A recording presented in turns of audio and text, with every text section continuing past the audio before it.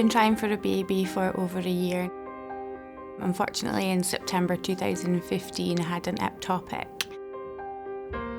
On Christmas Day, I then found out I was pregnant again. And when I got to 20-week scan, found out I was going to be having a boy. 2 weeks later then, woke up in the middle of the night, excruciating pain in my stomach, and then afterwards realised it was actually my waters had then broke. Then to be told, okay, you're 1 centimetre dilated, but unfortunately you're going to miscarriage, and I kind of felt there was no explanation, and I felt like I'd disappointed everybody.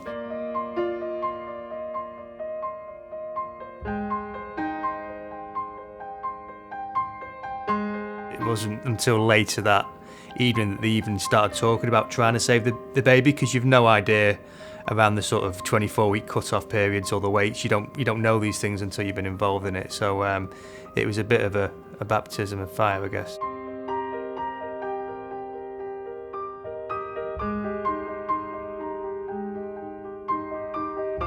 I just didn't know what he was going to look like at 23 weeks. It was a bit of a shock. It was a lot of a shock. He was bright red, and it was like he was sunburned. I didn't want to put my hand in or touch him or anything. I was so scared, and I couldn't even talk to Robbie when he was first born because I didn't want to form a bond with him in case it didn't work out and in case he passed away.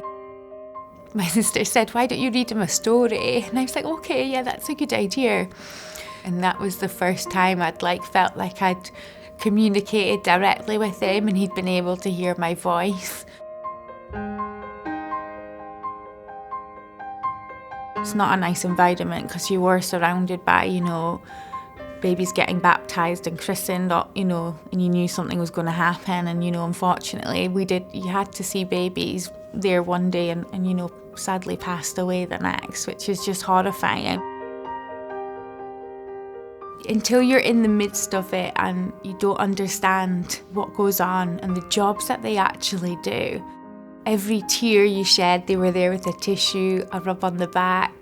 They weren't there just to care for your baby, they cared for the whole family. It really brought all of the parents together.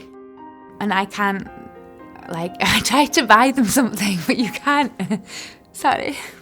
You can't buy them something to say thanks for saving my baby.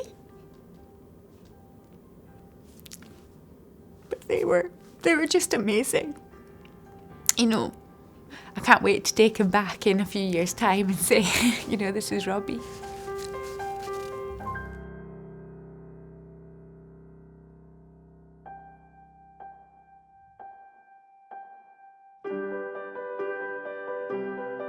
The ventilators are obviously very, very important in terms of the respiratory support that we provide to our babies. We need machines which are newer generation machines, ones which can provide both conventional ventilation as well as high-frequency oscillation, as well as the non-invasive form of ventilation. And the benefit of that is that you're not moving equipment in and out, you're not having to put the baby onto different pieces of equipment. It means that you are probably more likely to say, well, let's see if the baby will cope on conventional ventilation rather than high-frequency ventilation, because actually it is just a flick of a switch. You're talking about a machine and whatever it's worth. At one point you said, well, we'll just buy one, we'll just raise the money if that's what it is, because, to us it's our whole world, we'll sell the house, whatever you need to do, so. Technology is evolving all the time, and the ventilators that we would really like to have a standard on the unit can give better outcomes to the babies and reduce the time that they're ventilated and reduce the stay in hospital, and that's got to be a really positive thing. Absolutely so excited for future, first holiday, first swimming, first bike ride, I can't wait.